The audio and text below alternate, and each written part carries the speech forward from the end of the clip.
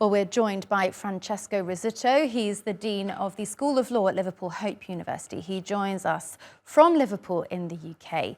Francesco, European leaders, not least Italy's Giorgia Meloni, under serious pressure now to curb illegal migration. Is that helping or hindering these talks?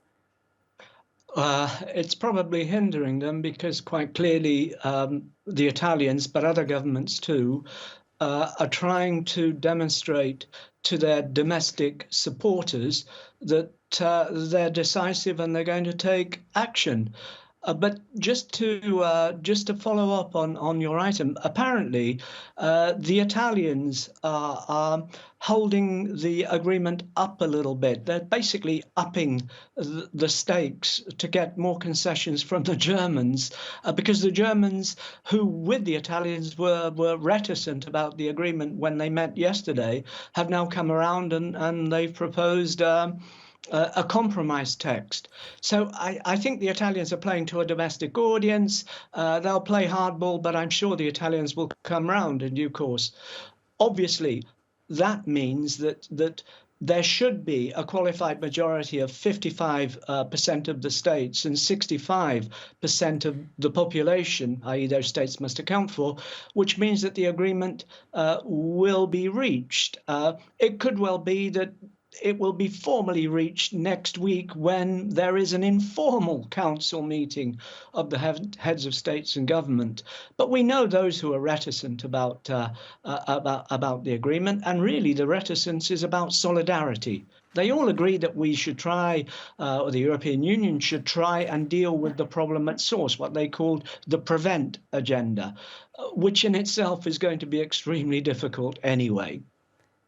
Right, and can you tell us more specifically about some of the measures being discussed and how the European countries are proposing to share the challenge of migration among them?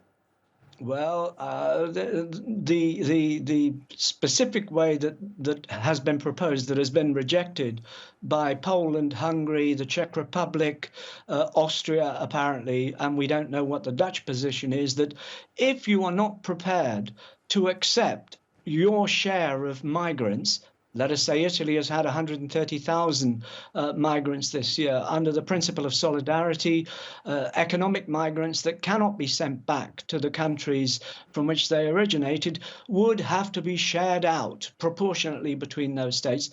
Those states that don't want to take those migrants would have to pay the states that keep them money in order to support their integration. So that's I think the key measure.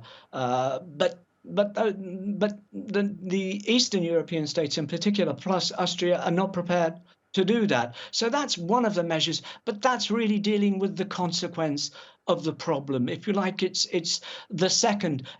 This problem has three aspects. Aspect number one, how do you basically stop or control flows from departing states?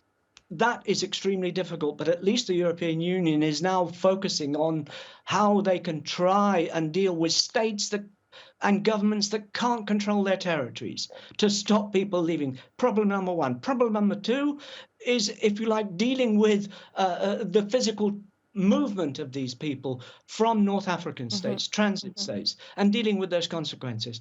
Problem number three is how you deal with the problem once the people arrive. And it's clear that poor Italy has had to deal with the bulk of it this year, 130,000 coming in. So, and that's the issue of solidarity. So it's important to keep these three things, three dimensions, if you like, of the problem in hand. All three, you really need to solve all three of them in sort of coordination in order to try and manage the problem. Otherwise, it's just unmanageable. But quite clearly, what gets in the way are domestic electoral politics. And of course, next year, there are European Parliament elections, which complicates matters, because nobody that has large anti-immigrant parties, far-right parties, wants to be seen to be soft on immigration or to concede to others.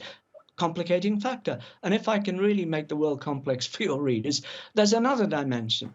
The fact is that the agreement by the European Council is one agreement. They then have to agree, because they want to pass laws, regulations, they then have to agree with the European Parliament, which is the co-legislature. So you can see that this problem, which is so stark and so dramatic and so tragic for so many people, then gets bound up in this labyrinth of how the European Union takes decisions. So it's not just the states that have to agree, which is hard enough, but then another institution has to agree. And you can see that the institution that tries to get them all to agree to line up is the poor Commission. So it's not an easy problem. I hope I haven't made it sound too complicated for the people who are viewing this, but that's why it's so difficult. Francesco Rizzuto in Liverpool for us. Thank you for that insight. We'll staying now.